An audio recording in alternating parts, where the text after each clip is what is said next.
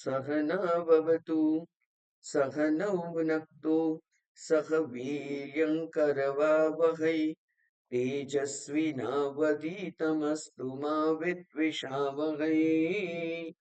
ॐ शान्ति शान्ति शान्तिः। ॐ नमो भगवते वैवस्वताय ब्रह्मविद्याचार्याय नचिकेतसे च। ॐ ॐ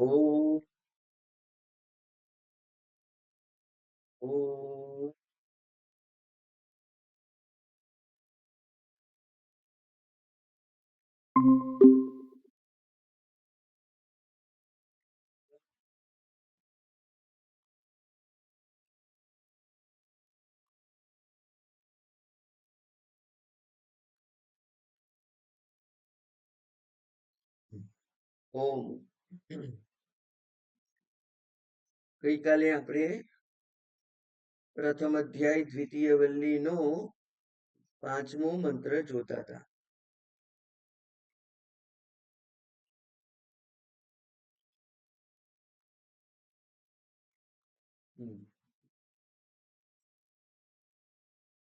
છઠ્ઠો મંત્ર જોતા હતા. 5 પૂરા થઈ ગયા. 5મા મંત્રમાં શાસ્ત્ર ઉપનિષદ વાત કરે છે કે કેટલાક જે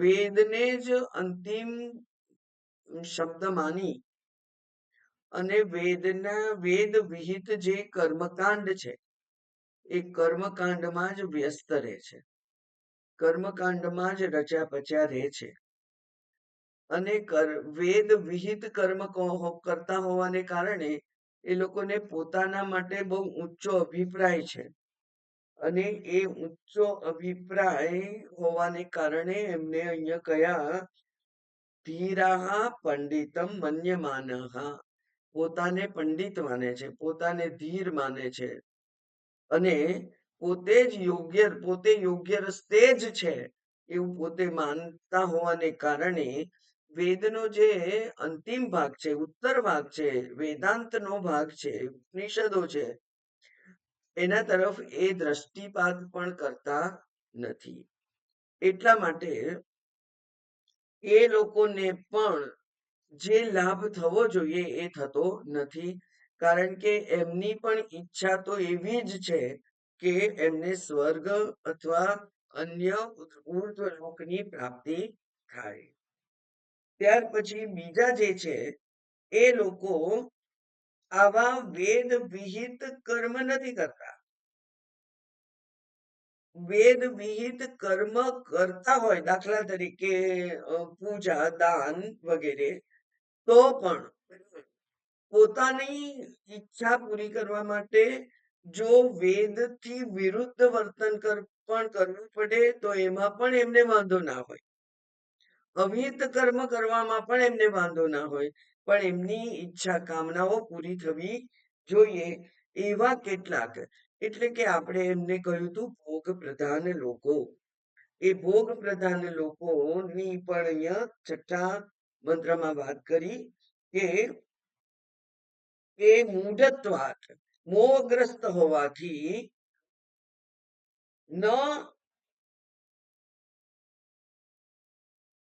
ન બાલમ પ્રતિ ભાતિ, બાલમ પ્રતિ ન ભાતિ. કેમ? કારણ કે સાંપરાય, એ સાંપરાય છે એ લોકો કેવા છે? મૃત્યુ પછી કોઈ લોકમાં જવા ઈચ્છતા છે અને એ સાધન છે એ વડે, એટલે કે વેદ વિહિત જે સાધન છે એના વડે એ લોકો કેવા છે? તો કે છે બાલમ પ્રતિ ન ભાતી. કેવી રીતે? તો કે છે બાળકોની જેમ એમને પણ કોઈ સમજણ પડતી નથી.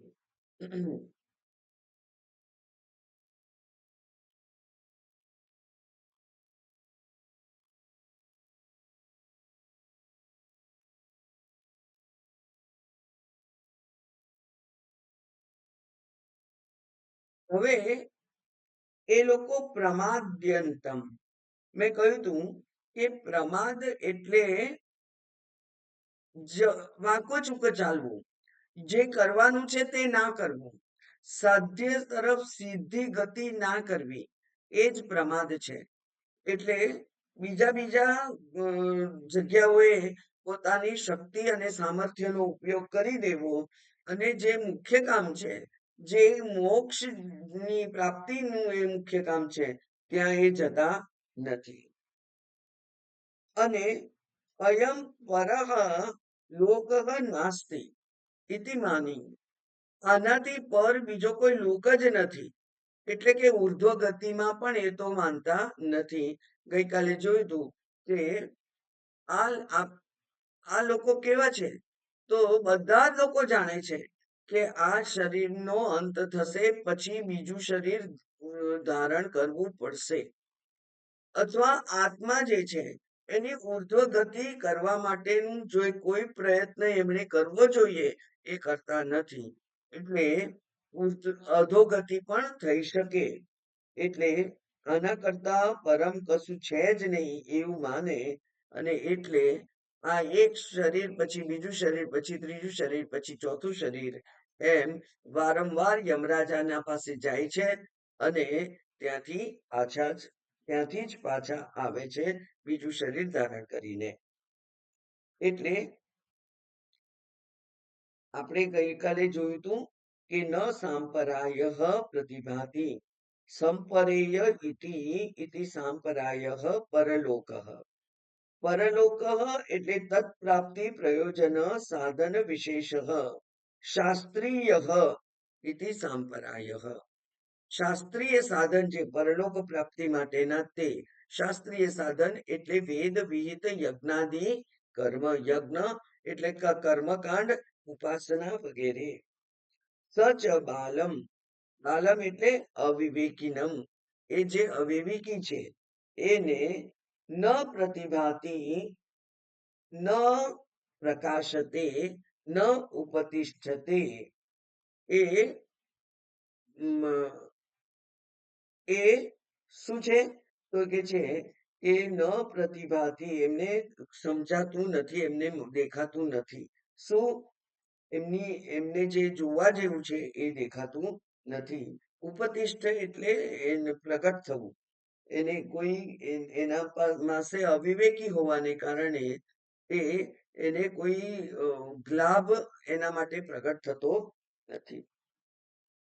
પ્રમાદ્યંતમ, પ્રમાદમ કુર્વંતમ, પ્રમાદ કરે છે. પ્રમાદ કરે છે એટલે કરવા યોગ્ય ના કરી અને અન્ય કરવામાં જ સમય અને સામર્થ્યનો ઉપયોગ કરવો, એનું નામ છે પ્રમાદ. તો શું કરે છે એ લોકો? પુત્ર પશુ આદિ પ્રયોજનેશુ આસક્ત મનસમ, એમનું મન શેમાં આસક્ત છે, તો કે જે પુત્ર પશુ આદિ, પોતાના કુટુંબ, પછી સંપત્તિ, ઘર, કીર્તિ, યશ, નામ, પ્રતિષ્ઠા, આ બધામાં જ, લાભમાં જ પોતાના આ શરીર નું અસ્તિત્વ છે, ત્યારે જગત પાસેથી જે કંઈ લાભ મેળવવાનો હોય, ઈચ્છા હોય, એ ઈચ્છા પૂરી કરવામાં જ એમનો સમય અને શક્તિ જાય છે. એવા જે છે તે તથા પછી કેવા? વિત્ત મોહેન મૂઢમ, વિત્ત મોહેન એટલે વિત્ત નિમિત્તેન અવિવેકેન, વિત્ત નિમિત્ત, કારણ કે અન્ય સર્વ સુખ સગવડોનું ને પ્રાપ્ત કરવા માટે સૌથી મુખ્ય સાધન છે ધન, વિત્ત. અને એટલે એ વિત્ત નિમિત્તેન, વિત્ત માટે, ધન માટે જ જે પ્રયત્નશીલ છે એવા અવિવેકી, એટલે કે જે લોકો નિત્યાનિત્યનો વિવેક જાણતા નથી. આ અનિત્ય શરીર છે, અનિત્ય એવી ઇન્દ્રિયો છે જે જેનું સામર્થ્ય સાવ મર્યાદિત છે. આ જે ભોગો છે એ પણ નિત્ય રહેતા નથી. એક જ ભોગ એક જ વ્યક્તિને કાયમ માટે સુખ આપી શકે એવી કોઈ ગેરંટી નથી.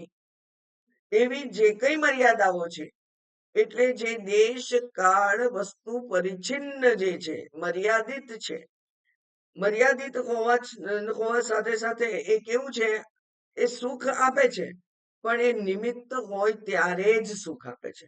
એટલે કે નૈમિત્તિક સુખ મળે છે. તો નિમિત્ત અભાવે સુખ અભાવ, નિમિત્ત અભાવ થાય એટલે સુખનો અભાવ થઈ જાય. પુત્ર બહુ પ્રેમ પુત્રને બહુ પ્રેમ કરે, પછી લગ્ન કર્યા અને પુત્ર પોતાના કુટુંબમાં વ્યસ્ત થઈ ગયો, તો પછી હવે પુત્રનો અભાવ લાગે છે, અને પુત્રનો અભાવ લાગે છે ત્યારે સુખ પણ ત્યારે લાગતું નથી, એટલે એ સુખ છીનવાઈ ગયેલું છે. તો જે અનિત્ય પદાર્થો છે એનું સામર્થ્ય અનિત્ય સુખ આપવાનું જ છે, એવો સાવ સાદો જે નિયમ છે એ નિયમને પણ જે લોકો જાણતા નથી, એ લોકો આ અનિત્ય પદાર્થો પાસેથી નિત્ય સુખની અપેક્ષા રાખી અને એનો જ પીછો કરે છે, અને પછી એ પદાર્થો સુખ ના આપે ત્યારે અથવા નાશ પ્રાપ્ત થાય ત્યારે અત્યંત દુઃખી થઈ જાય છે. અને એટલે આગળ આપણે જોયેલું કે પુત્રે નષ્ટે અહમ નષ્ટ, વિત્તે નષ્ટે અહમ નષ્ટ, એવું જેની બુદ્ધિ થઈ જાય છે. એટલે એટલો બધો મોહ હોય છે કે એના વગર તો હું મારું અસ્તિત્વ જ જાણે કે નથી રહેતું, એવું જેને થઈ જાય છે તે લોકો એવા કેવા છે, વિત્ત મોહેન નિમિત્તેન અવિવેકેન મૂઢમ. મૂઢ એટલે તામસાચ્છન્નમ સંતમ, તમસથી આચ્છાદિત થઈ જાય છે, અજ્ઞાનથી આચ્છાદિત થઈ જાય છે. અજ્ઞાન એ અંધકાર જ છે. જ્યાં વસ્તુ તમને યોગ્ય પરિપ્રેક્ષ્યમાં જોવા ના દે એ તમસ છે. એ પૂર્ણ તમસ હોય કે આછો અંધકાર હોય, પણ તમને જે વસ્તુ જેવી છે એવી એના દર્શન જે થવા નથી દેતું એ જ તમસ છે, એ જ અજ્ઞાન છે. જો એવું ના હોય તો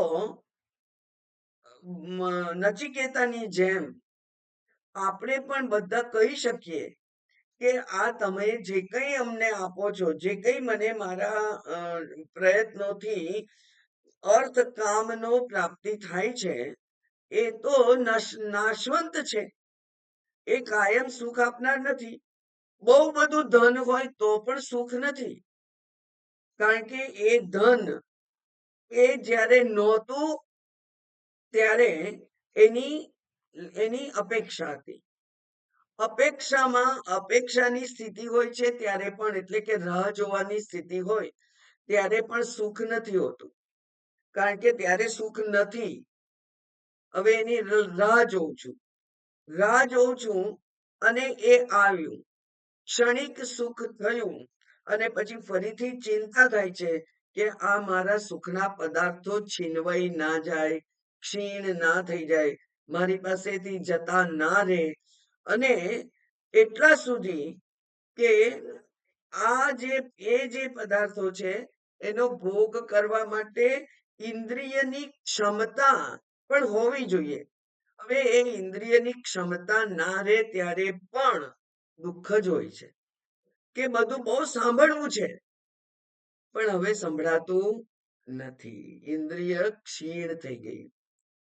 ખૂબ બધા દ્રશ્યો, ખૂબ બધો આનંદ જોવો છે, ખૂબ વાંચવું છે, ખૂબ ભરત ગૂંથણ કરવું છે, ખૂબ ચિત્રકામ કરવું છે, આ બધું જો હોય તો ચક્ષુરેન્દ્રિયનું તેજ યોગ્ય હોવું જોઈએ ત્યાં સુધી જે થાય. એના કરતા આગળ કહું, હમણાં જ એક ભાઈ આવ્યા હતા મિકેનિક, 84 વર્ષના. આમ તો કામ ઓછું કરે છે એવું એમણે કહ્યું, પણ કરે તો એ કામ થોડું. એટલે મેં બોલાયા ને આયા, હવે એ 84 વર્ષના એમને સોય પરોવી હોય તો હાથ ધ્રુજતો હતો એમનો. સોય કેવી રીતે પરોવાય? મશીન રિપેર કરવા આયેલા સોય પરોવી પડે. એટલે એ એ જે ક્ષમતા, આંખની ક્ષમતા, આંખમાં તો ચશ્મા પહેર્યા એટલે થોડું કઈ દેખાય. બેટરીનું ટોર્ચનું અજવાળું ત્યાં કર્યું એટલે કાણું દેખાય. પણ એ કાણામાંથી દોરો પસાર કરવા માટે હાથની સ્થિરતા પણ જોઈએ. એ સ્થિરતા ના હોય તો એ કામ કેવી રીતે કરી શકે?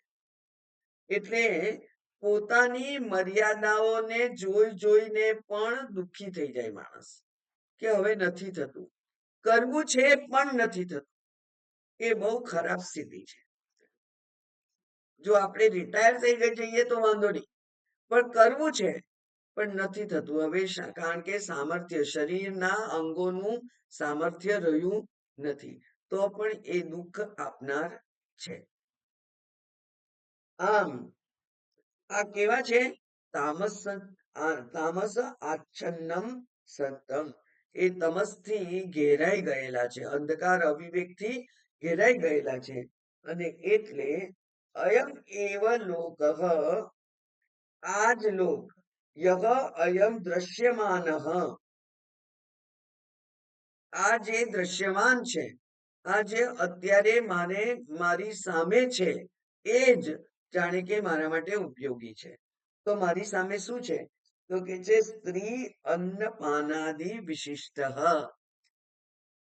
સ્ત્રી પત્ની છે અને અન્નપાનાદિ ભાવતા ભાવતા ભોજન છે, ભાવતી ભાવતા માણસો છે, આજુબાજુ ગમતા માણસો છે, બહુ જ આનંદ આપે એવા ભોગો આજુબાજુ છે. એ બધામાં જ એ જ બધું અયમ લોક, એ જ સત્ય છે. અને પરહ નાસ્તિ, અદૃષ્ટ લોક જે છે, અન્ય લોક છે, ઉર્ધ્વ લોક છે, એ પણ નથી એવું મનનશીલ. એવા અદ્રષ્ટ લોક ઇતિ એવમ મનશીલ માની.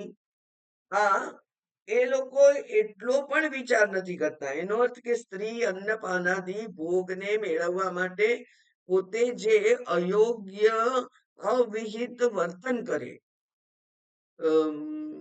પ્રતિબંધિત, જેનો પ્રતિબંધ છે, જેના માટે શાસ્ત્રએ ના કહેલી છે. શું ના કહી છે? અસત્યમ ન વદ, અપ્રિયમ ન વદ, અભક્ષ્યમ ન ભક્ષ્ય. અભક્ષ્ય હોય એનો ભોગ ના કરો, અપ્રિય ના બોલો, અસત્ય ના બોલો, લોભ ના કરો, બીજાઓને ના છેતરો, સંગ્રહ ના કરો, એટલે કે અપરિગ્રહ કરો, પરિગ્રહ ના કરો. આ બધું જ શાસ્ત્રએ કહેલું છે. પણ એ બધાની કોઈ કિંમત એના બુદ્ધિમાં નથી. એ બધા એટલે કે જે સદગુણો છે, જે સદાચાર છે, એ સદાચાર માટે એમને કોઈ આકર્ષણ નથી, એના માટે એની કોઈ કિંમત નથી. એટલે પોતાના સુખ માટે એ ગમે તેવો દુરાચાર કરે, ગમે તેવો દુર્વ્યવહાર કરે, ગમે તેવા દુર્ગુણનો પણ પોતાનામાં પ્રવેશ થવા દે, લોભ થવા દે, ક્રોધ થવા દે, ઈર્ષ્યા થવા દે. આ બધા જે દુર્ગુણો, જેને ભગવાને આસુરી સંપત્તિમાં રૂપે કહેલા છે 16મા અધ્યાયમાં, તે બધા પોતાનામાં આવવા દે. કેમ? કારણ કે ભોગ પ્રાપ્તિનો મોહ છે, ભોગ પ્રાપ્તિની કામના છે. એટલા માટે એ બધું પણ આવવા દે. હવે એ બધું આવવા દે તો કદી સ્વર્ગલોક મળે, ઉર્ધ્વ ગતિ થાય, ઉર્ધ્વ શરીર પ્રાપ્ત થાય? આ કઈ ના થાય. પોતે જો પોતાના વ્યવહારમાં સ્વચ્છતા, સભ્યતા ના રાખી હોય તો આ કઈ પ્રાપ્ત ના થાય. પણ એની અત્યારના લાભ આગળ એ કશાની કોઈ કિંમત નથી. એવા જે લોકો છે તે લોકો પુનઃ પુનઃ યમરાજા કે છે કે વારંવાર જનિત્વા, જન્મ લઈને, જન્મ થાય એટલે મરણ, જન્મ મરણ જન્મ મરણના ચક્રમાં એક પછી એક દેહ ધારણ કરી અને મદ અધીનતામ વશમ, મદ અધીનતામ મારા વશમાં આ પદ્યતે મે મે મે એટલે કોણ? મૃત્યો હો મમ, આ હું જે મૃત્યુ છે એના વશમાં એ લોકો આવી જાય છે, એના પાશમાં બંધાઈ જાય છે. એટલે કે વારંવાર જન્મ મરણ એ જ પ્રવૃત્તિ એમની ચાલુ રહે છે. અને જન્મ અને મરણ એ હંમેશા મનુષ્ય શરીર જ મળે એવી કોઈ ખાતરી નથી. 84 લાખ યોનિમાંથી કોઈ પણ યોની મળી શકે, કોઈ પણ અધમ યોની મળી શકે. મનુષ્ય સિવાયની કોઈ પણ યોની પોતાને સુખ પ્રાપ્ત કરવા માટે, પોતાના માટે સુખ માટે એ સામર્થ્યવાન નથી.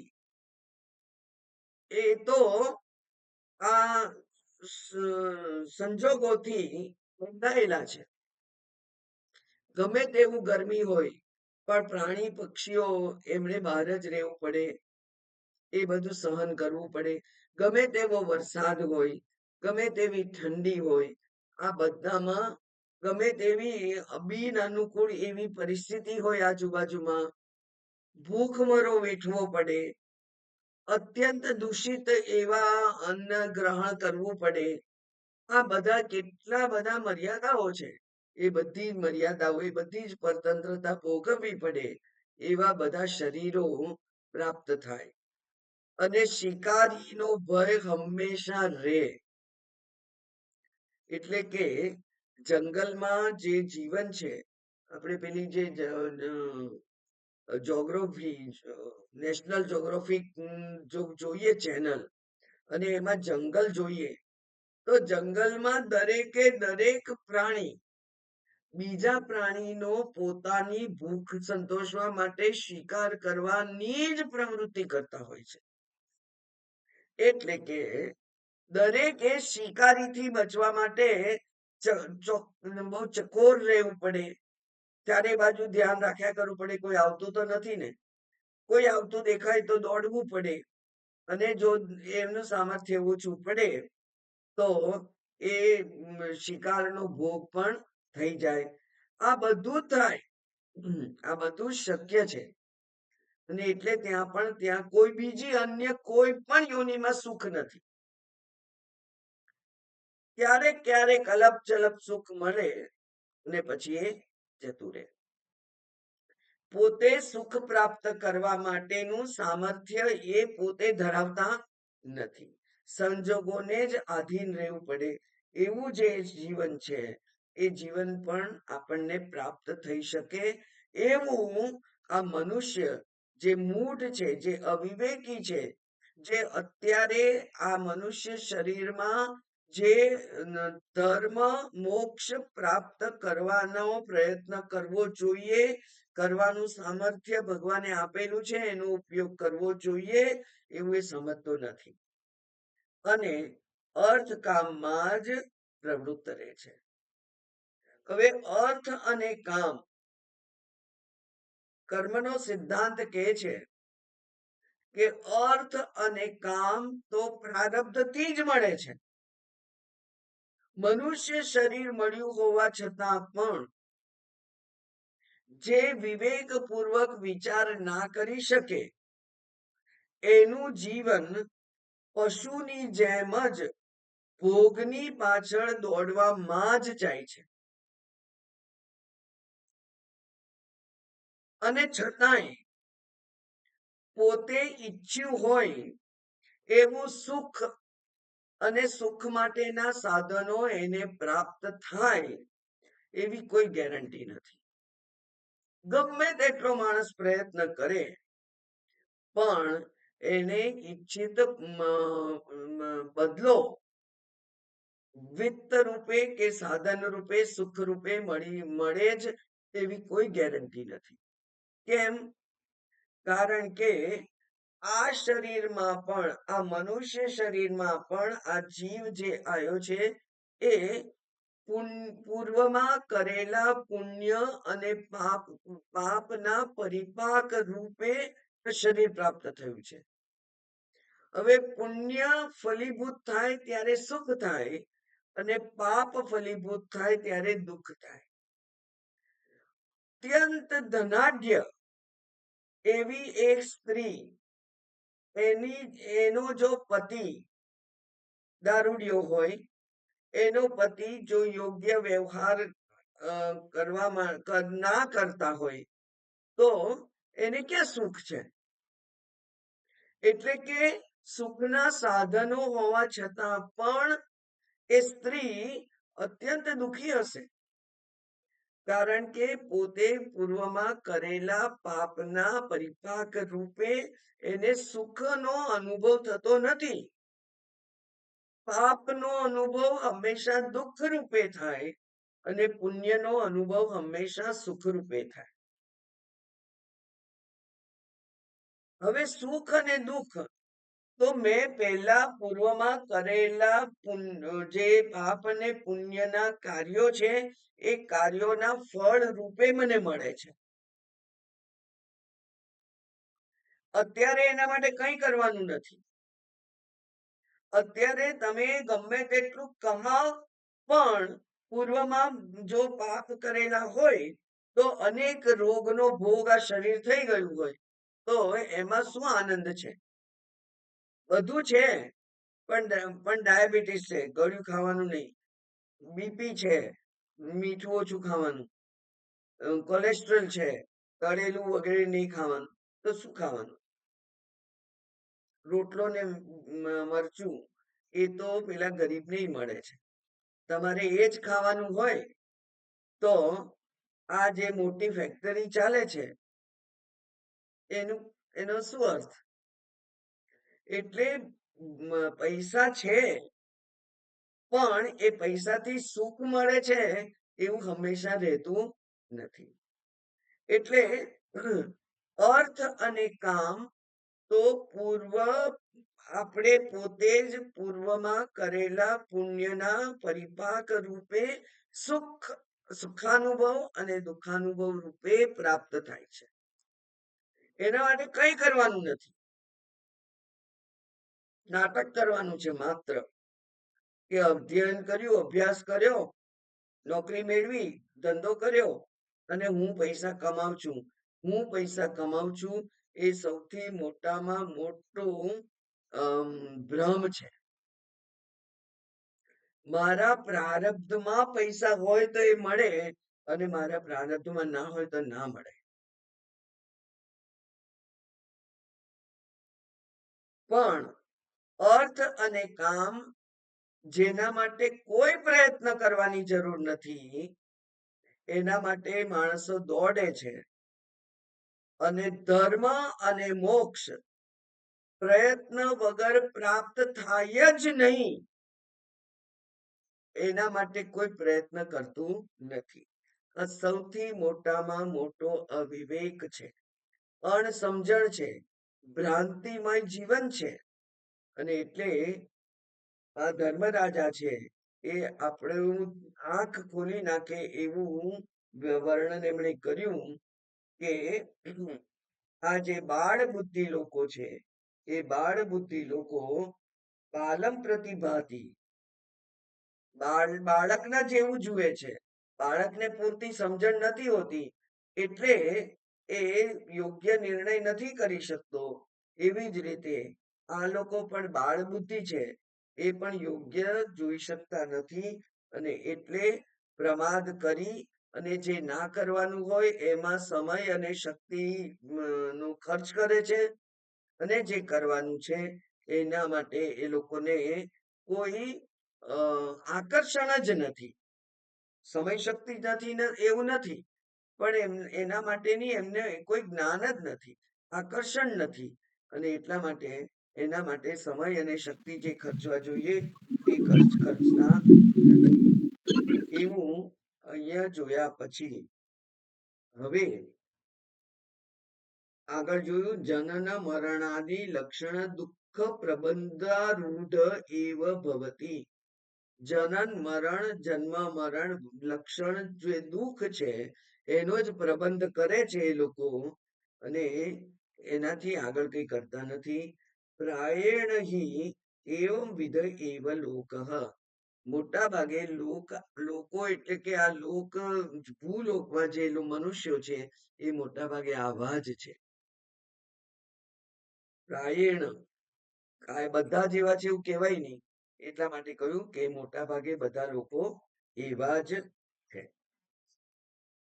હવે આગળ જોઈએ તો ત્યાં બહુ સુંદર પ્રખ્યાત મંત્ર છે, અને આપણે એમ કહી શકીએ કે ભગવાન કૃષ્ણને પણ અતિ પ્રિય એવો આ વિષય છે, કારણ કે કેટલાક પ્રિય વિષયો પરમાત્માને ટોપ ઓફ ધ માઇન્ડ હશે, અને એટલે ભગવદ્ ગીતા જ્યારે અર્જુનને સંભળાવતા હતા ત્યારે પણ કઠોપનિષદના કેટલાક મંત્રોનો ભગવાને યથાતથ લગભગ એ જ શબ્દો વાપરી અને ત્યાં કયા છે. લગભગ એ જ શબ્દો એવું એટલા માટે કહેવું પડે કે ભગવાન પણ મર્યાદા જાણે છે કે વેદના જે મંત્રો હોય એ મંત્રોને જેવા છે તેવા જ તે જ ક્રમમાં તે જ સ્થિતિમાં સ્મૃતિમાં મૂકી શકાય નહીં. એટલે એનો અર્થ શું થયો કે વેદના મંત્રો ઉપર વેદની જ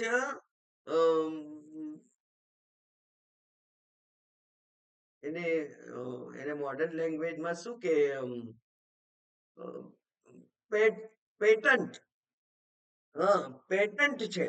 વેદની પોતાની પેટન્ટ છે.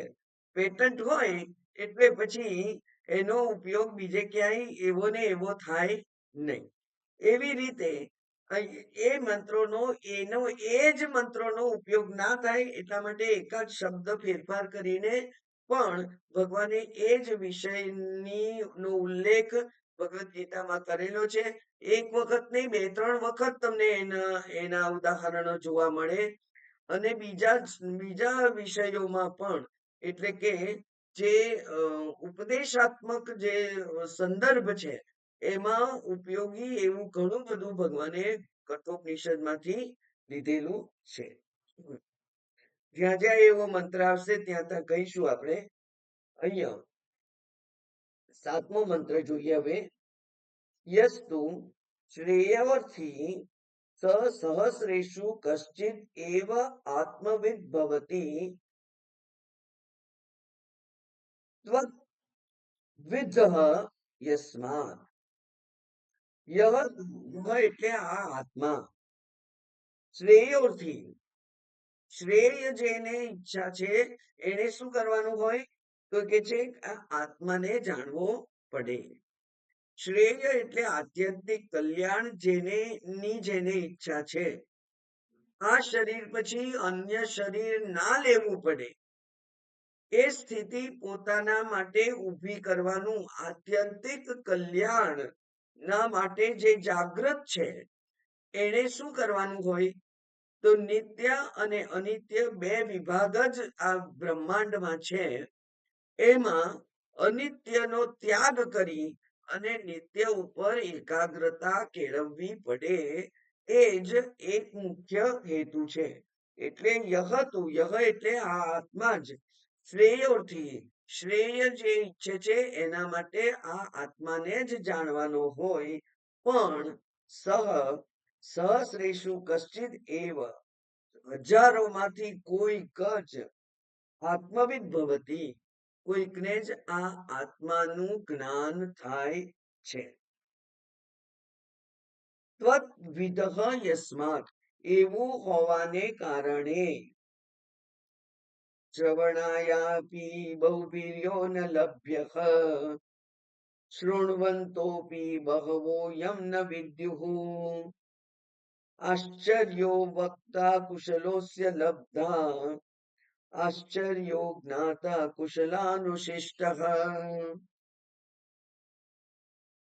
શ્રવણાયાપી બહુવીર્યો ન લભ્યઃ शृण्वन्तोऽपि बहवो यं न विद्युः आश्चर्यो वक्ता कुशलोऽस्य लब्धा आश्चर्यो ज्ञाता कुशलानुशिष्टः यह એટલે यह એટલે કોણ આત્મા बहुभिः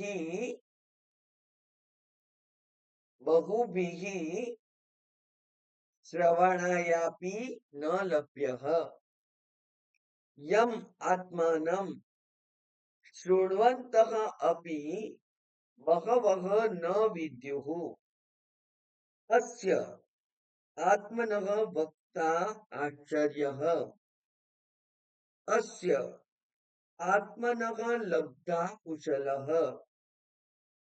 अस्य એટલે આત્મસ્ય कुशलानुशिष्टः ज्ञाता आश्चर्य अस्ति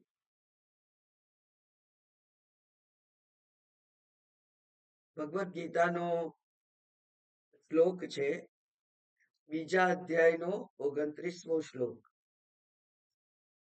આ જ વિષયની ઉપદેશ કરે છે અર્જુનને એ કે છે આશ્ચર્યવત પશ્યતિ કશ્ચિદેનમ આશ્ચર્યવત વદતિ તથૈવ ચ અન્યઃ આશ્ચર્યવત એનમ અન્યઃ શૃણોતિ શ્રુત્વાપ્યેનમ વેદ ન ચૈવ કશ્ચિત પહેલી લીટી છે શ્રવણાયાપિ બહુભિઃ ન લભ્યઃ ભગવદ ગીતામાં છેલ્લું પાદ કે છે કે શ્રુત્વાપી સાંભળવા છતાં પણ એનમ આત્માનમ એ આત્માને કશ્ચિત ન ચ એવ વેદ લોકોને એ સમજાતો નથી એટલે એ આત્માનો લાભ એટલે કે આત્માની પ્રાપ્તિ થતી નથી શ્રવણવંતોપી બહવો યમ ન વિદ્યુઃ સાંભળવા છતાં પણ ઘણા બધા આ આત્માને જાણી શકતા નથી એ આશ્ચર્ય એ જે આત્મા છે એ આત્મા કેવો છે તો કે છે અણોરણીયાન મહતો મહીયાન એ અણુથી પણ અણુ અને મહાનથી પણ મહાન એવો આ જે આત્મા છે તે બે જ્યારે વિરુદ્ધ વિશેષણો વાપર્યા હોય વિરુદ્ધ લક્ષણો બતાવ્યા હોય ત્યારે એનો અર્થ એવો થયો કે એને મોટોય ના કહેવાય ને નાનોય ના કહેવાય નાનામાં નાનો નાનાથી પણ નાનો મોટાથી પણ મોટો એટલે કે આ બેમાંથી એકેય વસ્તુ એને લાગુ પડતી નથી એવો જે સૂક્ષ્મ છે તે સૂક્ષ્મ એટલે જેને સમજવો અઘરો છે સૂક્ષ્મ એટલે કદમાં નાનો નહીં પણ જેને જે તત્વ એ સમજવું અઘરું છે એને સૂક્ષ્મ કહેવાય માટે એ જે આત્મા છે એનો વક્તા કેવો હોવો જોઈએ એનું પણ કે છે આશ્ચર્ય વક્તા પણ આશ્ચર્ય છે કારણ કે જેને જાણી ના શકાય એવા વિષયને જાણી અને પછી એ વર્ણન કરે છે હવે કોઈક ચોપડીમાં મેં નર્મદાજીના ઉદ્ભવ જ્યાં થાય છે એનું વર્ણન મેં વાંચ્યું હોય પણ મેં જોયું નથી હવે જો હું એનું વર્ણન કરું તો એ આબેહૂબ વર્ણન થઈ શકે જ નહીં કારણ કે મારી પોતાની પાસે સેકન્ડ હેન્ડ નોલેજ છે એ જ પ્રમાણે જેને આત્માનો ચૈતન્ય એટલે કે પ્રત્યક્ષ ચૈતન્ય અભિન્ન ચૈતન્યનો જેને પોતાને અનુભવ નથી એ આત્માનું વર્ણન કરી શકે નહીં એટલે જે પોતે ચૈતન્ય જ છે કેવી રીતે પોતાના જ્ઞાન દ્રષ્ટિથી એમણે આ દેહાદી સંઘાત જે છે એને નગણ્ય કરીને એ એ જે આત્મબુદ્ધિ દેહાત્મ બુદ્ધિ છે એ અત્યંત ક્ષીણ કરી, ના બરાબર કરી અને પોતાની જ્ઞાન દ્રષ્ટિથી પોતાને આત્મ ચૈતન્ય સ્વરૂપ જ જાણી લીધેલો છે. એ જ વ્યક્તિ આ આત્માનું બરાબર ઉપદેશ કરી શકે, કારણ કે એ આત્મ અનુભવનો વિષય છે એમના માટે. ખરેખર આત્મા અનુભવી ના શકાય, જેનો અનુભવ ના થઈ શકે, જે ઈદમ નથી. ઈદમ હોય તો એનું વર્ણન થઈ શકે, પણ જે ઈદમ નથી એનું વર્ણન થઈ શકે નહીં. પણ છતાંય આ જે કુશલ વક્તા છે તે એનું વર્ણન કરે છે. શાસ્ત્ર તો કહે છે કે ન તત્ર વાગ ગચ્છતિ ન મનઃ. જ્યાં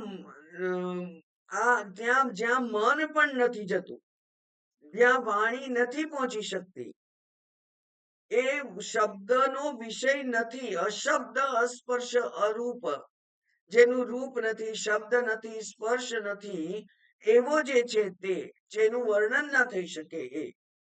અને ત્યાં મન અને વાણી પણ જઈ અને પાછા આવે છે, એને પ્રાપ્ત નથી થતો.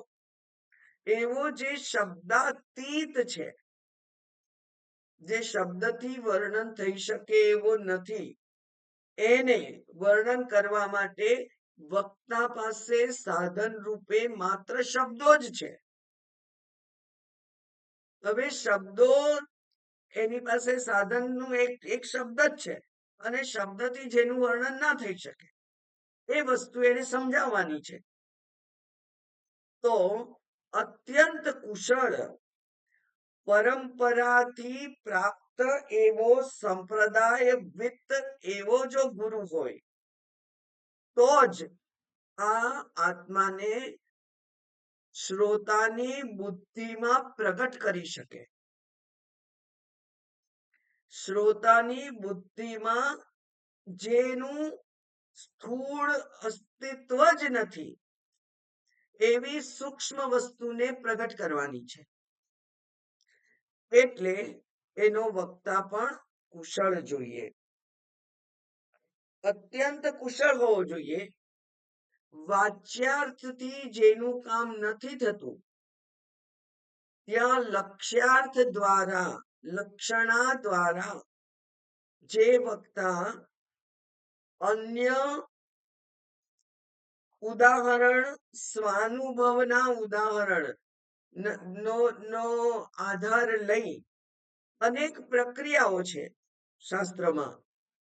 અધ્યારોપ અપવાદ પ્રક્રિયા, કારણ કાર્ય અપ્રક્રિયા, પંચકોશ, શરીરત્રય, અવસ્થાત્રય, એવી બધી પ્રક્રિયાઓનો ઉપયોગ કરીને યોગ્ય પ્રકારે એનો ઉપયોગ કરી આ પ્રક્રિયાનો ઉપયોગ એ કેવી રીતે કરી શકે? પોતે પોતાના ગુરુજી પાસેથી જે પ્રકારે સાંભળ્યું છે અને પોતાની બુદ્ધિમાં એ ગ્રહણ થયું છે એ જ રીતે, એટલે એને જ સંપ્રદાય કહેવાય. સંપ્રદાયનો અર્થ થાય સમ્યક પ્રદાનમ. સમ્યક એટલે સારી રીતે, અને પ્રદાનમ એટલે આપવું. સારી રીતે આપવું કે જેથી એ ગ્રહણ થઈ જાય, એને જ સંપ્રદાય કહેવાય. સંપ્રદાય એટલે આ વૈષ્ણવ સંપ્રદાય ને શું કહેવાય છે એને, દ્વૈત સંપ્રદાય ને એવું બધું નહીં. સંપ્રદાય એટલે સારી રીતે આપવાની વિધિના જે જ્ઞાતા હોય તે સંપ્રદાય વિત્ત. એવો એ વક્તા હોવો જોઈએ. એટલે આશ્ચર્ય વક્તા મેથોડોલોજી જેને કહેવાય, જેને મેથોડોલોજી આવડે છે, આત્માને ઉદ્ઘાટિત કરતા. ઉદ્ઘાટિત ક્યાં કરવાનો છે? શ્રોતાની બુદ્ધિમાં ઉદ્ઘાટિત કરવાનું જેની પાસે સામર્થ્ય છે એવું. એટલે મુંડકોપનિષદમાં એના માટે વધારે સ્પષ્ટતાથી કહેલું છે. ત્યાં કહ્યું છે, પરીક્ષ્ય લોકાન કર્મચિતાન બ્રાહ્મણ નિર્વેદ માયાત અકૃતકૃતે નાસ્તિ અકૃતકૃતેન. અને પછી તદ વિજ્ઞાનાર્થમ, એ જાણવા માટે, તદ વિજ્ઞાનાર્થમ, આવો જે આત્મા છે એને જાણવા માટે સગુરુ એવાભિગચ્છેત, ગુરુ પાસે જવું પડે. કેવા ગુરુ પાસે જવું પડે? શ્રોત્રિય બ્રહ્મનિષ્ઠ. શ્રોત્રિય બ્રહ્મનિષ્ઠ ગુરુ પાસે જવું પડે. હવે શ્રોત્રિય એટલે જેણે શાસ્ત્રનો અધ્યયન બરાબર કર્યું છે, ગુરુમુખે મેથોડોલોજી થી, સંપ્રદાયવિત જે છે એ શ્રોત્રિય. શ્રોત્રિય એટલા માટે હોવો જોઈએ કે જ્યારે કઠોપનિષદ ભણાવે ત્યારે મુંડકોપનિષદનો મંત્રનો ઉલ્લેખ કરે, ભગવદ્ ગીતાના શ્લોકનો ઉલ્લેખ કરે, અને ભગવદ્ ગીતા ભણાવે ત્યારે કઠોપનિષદના મંત્રનો ઉલ્લેખ કરે. ગુરુની વ્યાખ્યા કરવાની હોય તો મુંડકોપનિષદના મંત્રનો આધાર લે. ગુરુ અને ઈશ્વર બે એક જ છે એવું કહેવા માટે શ્વેતાશ્વતર ઉપનિષદના મંત્રનો આધાર લે. આમ એક શાસ્ત્રને બીજા શાસ્ત્ર સાથે જોડી અને જે સૂક્ષ્મ વિષય છે એને યોગ્ય રીતે બુદ્ધિમાં ઉતારવા માટે સક્ષમ છે એવો, જેને એમ કહેવાય કે કમ્યુનિકેશન સ્કિલ છે જેની પાસે. શ્રોત્રિય એટલે કેવું? કમ્યુનિકેશન સ્કિલ છે. વ્યવહારમાં આપણે જોયું હશે કે ઘણા લોકો એવા હોય કે જેને કેટલી વસ્તુ આવડતી હોય, પણ બીજાને શીખવાડવા માટેના શબ્દો કે સામર્થ્ય એની પાસે ના હોય. પોતાને આવડતું હોય પણ બીજાને સમજાવી શકવાનું જે સામર્થ્ય જોઈએ, શબ્દો જોઈએ, એ એની પાસે ના હોય. એટલે આ ગુરુ કેવા હોવા જોઈએ? તો એ કે છે શ્રોત્રિય, એટલે કે જેની પાસે સમગ્ર શાસ્ત્રનું એરિયલ વ્યૂ છે, સમગ્ર શાસ્ત્રનું નિચોડ અને એના બધા શબ્દો, એ જે એની ગૂંથણી છે એ બધાથી એ માહિતગાર હોય, એ શ્રોત્રિય. અને બ્રહ્મનિષ્ઠ, શ્રોત્રિય બ્રહ્મનિષ્ઠ ના પણ હોઈ શકે, પણ બ્રહ્મનિષ્ઠ શ્રોત્રિય હોય, શાસ્ત્રનું એને જ્ઞાન હોય, અને બ્રહ્મનિષ્ઠ એટલે જેણે પોતાને બ્રહ્મ રૂપે જ જોયો છે, જાણ્યો છે, નિશ્ચય કર્યો છે, એ બ્રહ્મનિષ્ઠ. તો આ બ્રહ્મનિષ્ઠ છે એ પોતાને બ્રહ્મ જ માને છે એવું.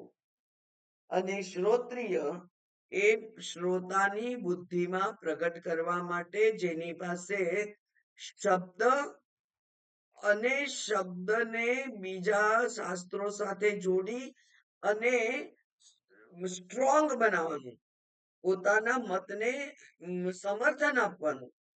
આ બીજા શાસ્ત્રનો કેમ ઉપયોગ કરવો પડે? કારણ કે અહીંયા કહ્યું છે એ ખોટું નથી, અહીંયા પણ એ જ કહ્યું છે, અહીંયા પણ એ જ કહ્યું છે. એનો અર્થ કે આ મુદ્દો છે જે શાસ્ત્રનો એ બહુ જ વેલિડ છે, યોગ્ય છે, એવું જે પ્રૂવ કરી શકે એ શ્રોત્રિય. તો ત્યાં કહ્યું છે બ્રહ્મનિષ્ઠ અને શ્રોત્રિય, એને જ અહીંયા કુશલ કહ્યો છે. એ જ વસ્તુ અહીંયા કુશલ શબ્દથી કહી છે. એટલે કે જે વક્તા કેવો છે? તો એ કે છે કુશળ વક્તા છે. એ આશ્ચર્ય છે. કારણ કે એકદમ સૂક્ષ્મ તત્વનું જે નિરૂપણ કરવાનું છે એ કરવા માટે જેના પાસે સામર્થ્ય છે એ ખરેખર આશ્ચર્ય છે. એટલે કે આ જે બ્રહ્મ વિદ્યાના જે ગુરુઓ હોય, શિક્ષકો હોય, એ થવું પણ એક આશ્ચર્ય છે. અને કુશલોસ્ય લબ્ધા, અને એનો લબ્ધા પણ કુશળ હોય. એટલે કે પહેલા ગુરુના અધિકારીત્વની વાત કરી અને પછી શિષ્યના અધિકારીત્વ પર શાસ્ત્ર જાય છે. ત્યાં એ કુશળતા, શ્રોતાની કુશળતા એટલે કે શ્રોતાની કુશળતા એટલે શું? તો કે છે એકાગ્રતા. એ એકાગ્ર, સૌથી પહેલું તો હું તો આ બધામાં લિસ્ટમાં પહેલો નંબર મૂકું કે જેને આ તત્વને જાણવાની અત્યંત જિજ્ઞાસા છે અને ઉત્સાહ છે. અઘરું છે, શાસ્ત્ર કહે છે આ અઘરું છે, તોય શ્રોતા પોતાની ઈચ્છાને વળગી રહે છે કે ના ના, મારે તો જાણવું જ છે. તમે કહેશો એ કરીશું, પણ મારે આ તત્વને જાણવું છે. એ ઉત્સાહ છે. એટલે તીવ્ર જિજ્ઞાસા હોવી જરૂરી છે. તીવ્ર જિજ્ઞાસા સાથે સત્ય સુધી પહોંચવા માટે જે ઉત્સાહ જોઈએ, અંતિમ પડાવ સુધી ઉત્સાહપૂર્વક ચાલવાની જેની ક્ષમતા હોય, એ કુશલ શ્રોતા છે. એનામાં શું શું અપેક્ષિત છે? તો સૌથી પહેલું વિવેક અપેક્ષિત છે. એટલે કે નિત્યનો સ્વીકાર કરવો અને અનિત્ય જે છે એનો ત્યાગ કરવો. અનિત્ય ગમે તેવું સુખ આપનાર હોય તો પણ, ગમે તેટલું પ્રિય હોય તો પણ, એની મર્યાદા જાણી અને એને બાજુ પર મૂકી દે. એનો માત્ર જરૂર પૂરતો ઉપયોગ કરી અને એને વિશેષ મહત્વ ના આપવું, એ વિવેક છે. અને એ કરવા માટે વૈરાગ્ય જોઈએ. એટલે કે માને જે આત્મદર્શન ના કરાઈ શકે એવી કોઈ પણ વસ્તુનું મારા જીવનમાં કોઈ પણ સ્થાન જ નથી, એમ જે કે એ વૈરાગ્ય. નચિકેતા એનું ઉત્તમ ઉદાહરણ છે આપણી સામે તાજું જ. એટલે એ ભૂલોકના ભોગ હોય કે સ્વર્ગલોકના ભોગ હોય, એ 50 પૈસાની વસ્તુ હોય કે 5 કરોડ રૂપિયાની, 50 કરોડ રૂપિયાની વસ્તુ હોય, પણ મારે એ ના જોઈએ. કારણ કે તેમાં મને આત્મતત્વ સમજાવવાનું સામર્થ્ય નથી, એટલે એ મારે ના જોઈએ. અને એટલે કે જે પોતે પાસે જે છે એનાથી, એટલે કે મિનિમમ થી, જેને કહેવાય અપરિગ્રહ. અપરિગ્રહી હોય, કોઈ વસ્તુ પોતાની પાસે રાખે નહીં, આપી દે, જરૂર જેટલો ઉપયોગ કરી અને એને છોડી દે, એવું જે હોય તે સંતુષ્ટ હોય, તે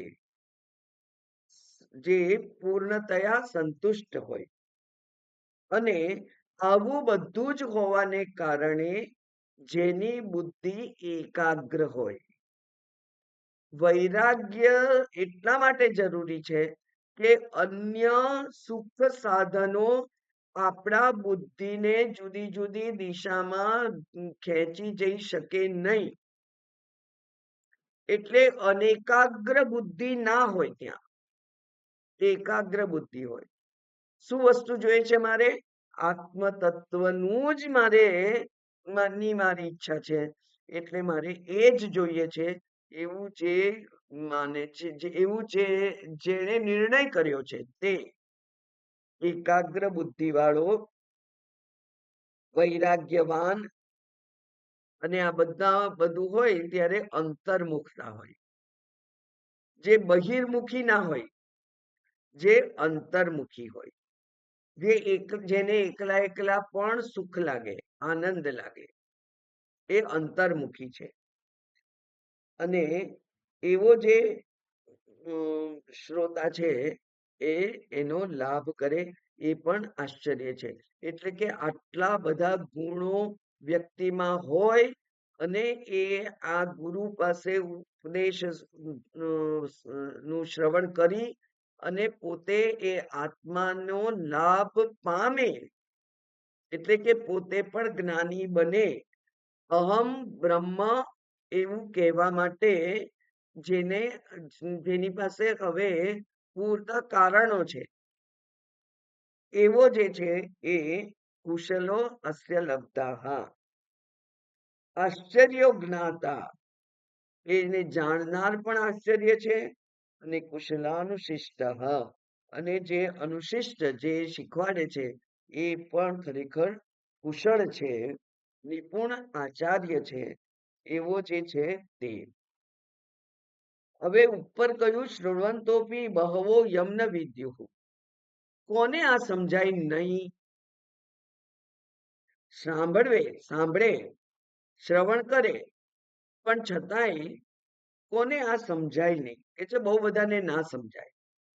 વાત તો સાચી છે, કારણ કે વેદાંતના ક્લાસમાં 50-100 લોકો હોય, એમાંથી 10 વર્ષ સુધી એવું પેલા ગુરુજીએ ભણાયું હોય, એટલે 10-15 હજાર લોકોને એમણે વક્તવ્ય આપ્યું હોય, તો પણ એમાંથી એકાદ કદાચ આ તત્વને ધારણ કરી અને અહમ બ્રહ્મ એવું કહેવા માટે સામર્થ્યવાન બને, એવું બહુ ઓછું બનતું હોય છે.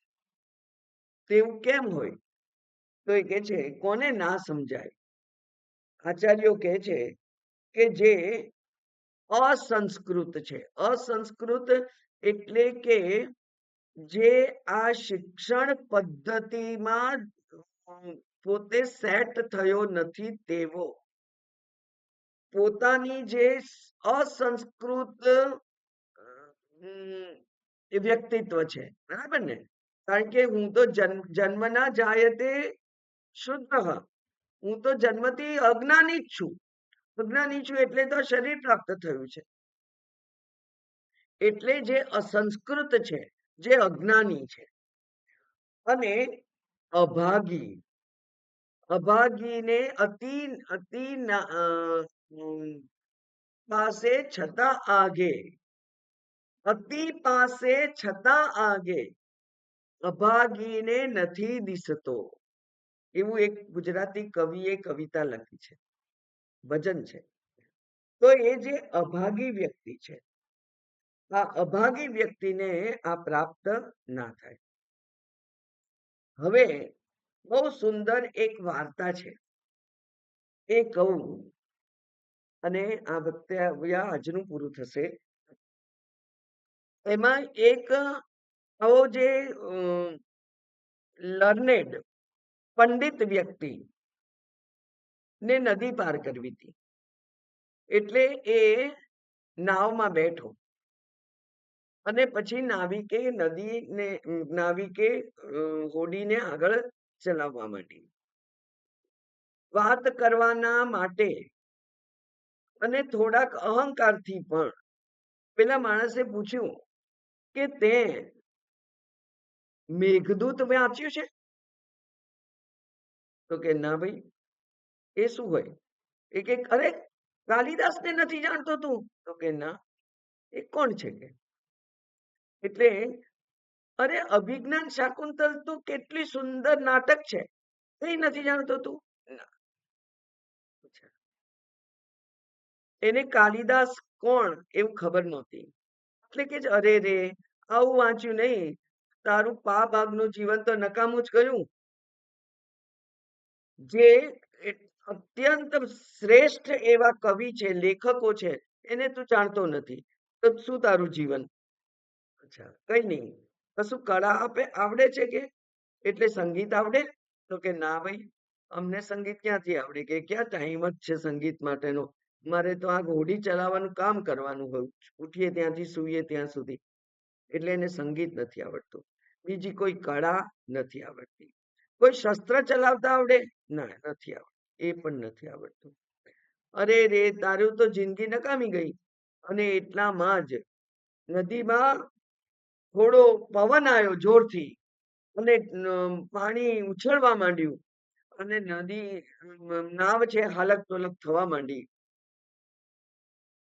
તો પેલો નાવિક કે છે કે અરે રે, આ તો હવે કઈ ઠેકાણું લાગતું નથી, તમને તરતા આવડે છે? તો કે ના ભાઈ, મને તરતા નથી આવડતું. તો કે તો તમારું આખું જીવન નિષ્ફળ. કારણ કે તારણ વિદ્યા જેને નથી આવડતી, તરણ વિદ્યા જેને નથી આવડતી, એ તો પાણીમાં રહીને બચી જ કેવી રીતે શકે? એટલે તમારું તો આખું જીવન નિષ્ફળ. તો આપણે વિચારવાનું રહ્યું કે પેલા નાવિકનું જીવન નિષ્ફળ કે પેલા પંડિતનું જીવન નિષ્ફળ. પંડિતને ગમે તેટલી આવડે સાહિત્ય, કળા, સંગીત, પણ જો તરણ કળા ના આવડે, આ આ જે મહાસાગર, જે સંસાર સાગર છે, એ સંસાર સાગરમાંથી તરી જવાની જો એની પાસે કુશળતા નથી, તો એનું તો આખું જીવન નકામું. એટલે પેલો હોડી વાળો કે છે, કારણ કે હોડી વાળો તો આપણને ખબર હશે કે રામજી જયારે હોડીમાં બેસવાના હતા, ત્યારે પેલા નાવિકે એમ કહ્યું કે ઉભા રહો, પગ મને ધોવા દો, મને તમારા પગ ધોવા દો, કારણ કે મને ખબર છે કે તમારા તો પગના સ્પર્શથી સ્ત્રી થઈ જાય છે. મારી હોડી સ્ત્રી થઈ જાય તો શું કરું? મારે તો આજીવિકાનું સાધન જતું રહે. અને પછી જયારે ભગવાને એને પૈસા આપવા માંડ્યા, ત્યારે એમ કહ્યું કે ના ના, આપણે તો બે એક કામ કરનારા, એટલે હું તમારી પાસે પૈસા ના લઉં, તમે ભવસાગર પાર કરાવો અને હું નદી પાર કરાવો. તો આપણો તો વ્યવસાય એક જ છે. આપણે એક વ્યવસાય વાળા, એક વ્યવસાય વાળાથી એકબીજા પાસે પૈસા લેવાય નહીં. એટલે હું તમારી પાસે પૈસા ના લઉં. એમ અહીંયા પણ આ તારણહાર વાળી જે વાર્તા છે, એ ખરેખર બહુ ઉપયોગી છે. કે આ ના જાણે, આત્મવિદ્યા ના જાણે, તો આખું જીવન નકામું જ છે. આટલી વાત કર્યા પછી ભાષ્ય આપણે આવતીકાલે જોઈશું. ઓમ પૂર્ણમદ પૂર્ણમિદમ પૂર્ણાત પૂર્ણમુદચ્યતે પૂર્ણસ્ય પૂર્ણમાદાય પૂર્ણમેવાવશિષ્યતે. ઓમ શાંતિ શાંતિ શાંતિ. હરિ ઓમ. શ્રી ગુરુભ્યો નમઃ. હરિ ઓમ.